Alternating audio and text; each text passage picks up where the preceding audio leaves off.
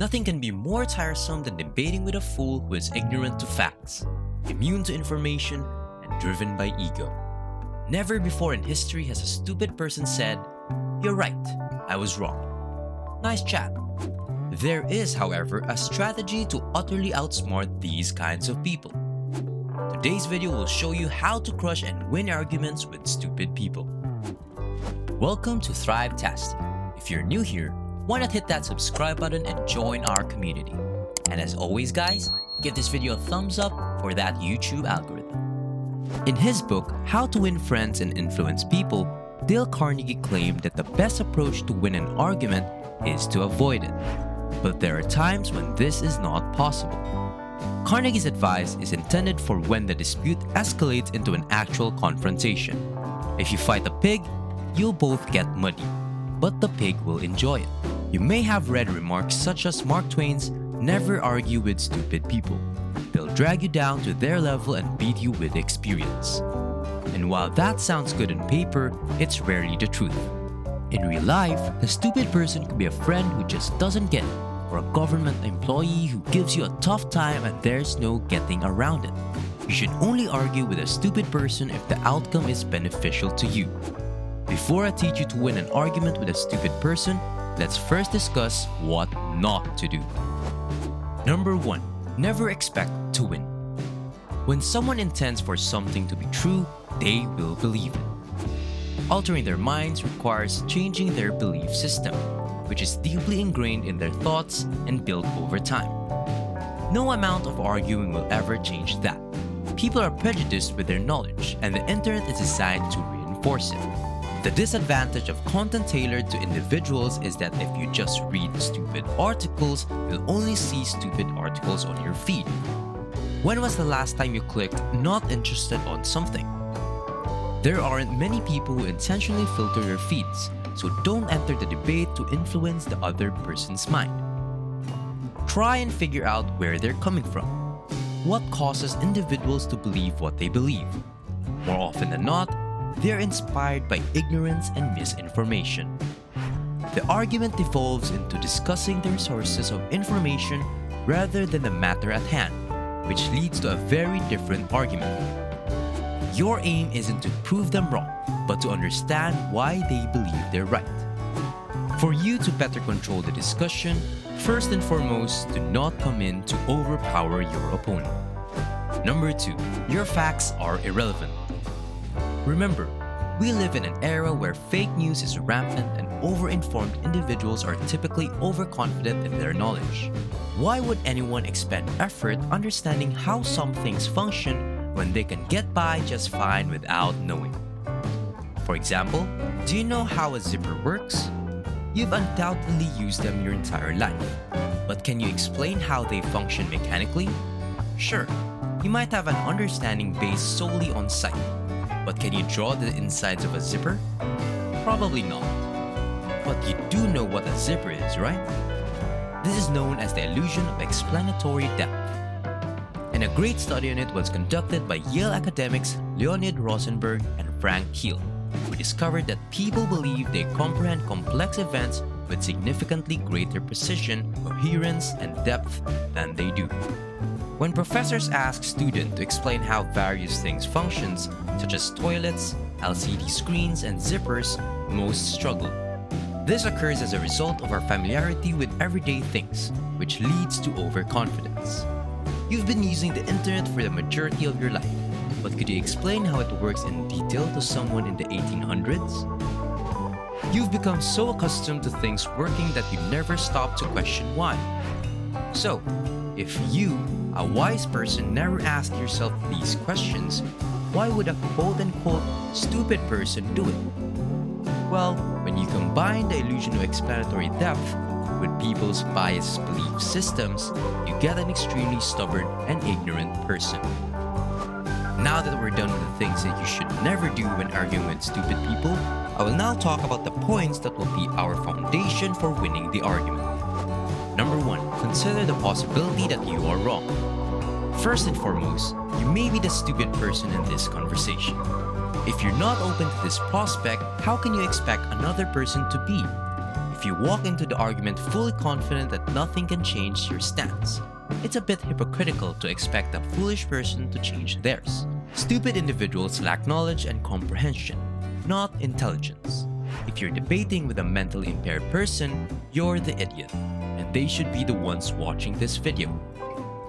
Granted, some people are truly idiotic and believe the strangest nonsense, but arguing with a stupid person can be a perfect opportunity to test your understanding.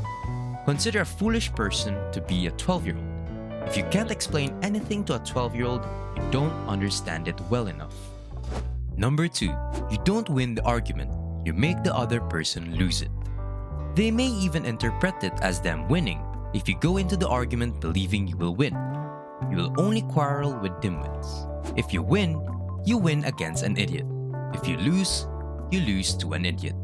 It's a lose-lose situation. Instead, make the other person lose the argument by themselves, and they will gladly do so.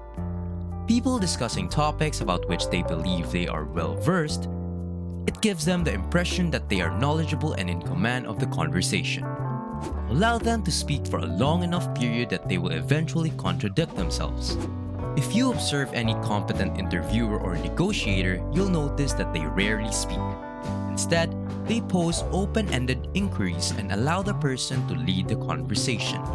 Going back to the illusion of explanatory depth, people believe they know but rarely do. Let the other person dominate the conversation, and they will eventually reach a wall and be astonished and unsure where to continue from there. Number 3, ask how, not why. To expand on the preceding point, ask how something works rather than why. Asking why will get you a superficial response. Not to get political, but some individuals believe Donald Trump is still the President of the United States. Ask them why and they'll tell you that he never left. Asking why won't get you somewhere, but asking how will. Make people explain themselves. The more you ask this question, the deeper you'll go into the rabbit hole and the more difficult it will be for them to escape. They will eventually withdraw from the conversation. Instead of you explaining why your truth is correct, let them explain theirs. Number 4, don't be overconfident. Coming in strongly will elicit an emotional response, transforming the argument from foolish to aggressive. It will also cause the other person to point out any inconsistencies in your argument. According to one study, witnesses are more believable in court if they exhibit a balanced level of confidence rather than too much or too little. If you are overconfident, it will appear that your argument is motivated by ego rather than understanding. On the other hand, no one will take you seriously if your confidence is too low. Therefore, your confidence must be balanced. Number 5, concentrate solely on the key point. Stay on point and make it clear. The most common word a stupid person would say in an argument is but. But what about this? But what about that? If you entertain such questions, you'll get to the point where you can't recall what your original argument was. Don't deviate from your key focus, and don't over-repeat it. Build your argument around it, keeping your focus constantly at the center. Bring it up whenever the discussion drifts away from it. And this is a good advice in any formal argument, regardless of who is on the opposite side. Consider the center point to be the trunk of a tree. There may be a few branches here and there, but they're all connected to the tree. Number 6, don't contradict them. That leaves you up to your justifications, which will be worthless as soon as you start arguing why they are wrong and you are correct. It's your word against theirs, and they already believe themselves. Your facts will not persuade them to change their stance. Our knowledge is extremely selective.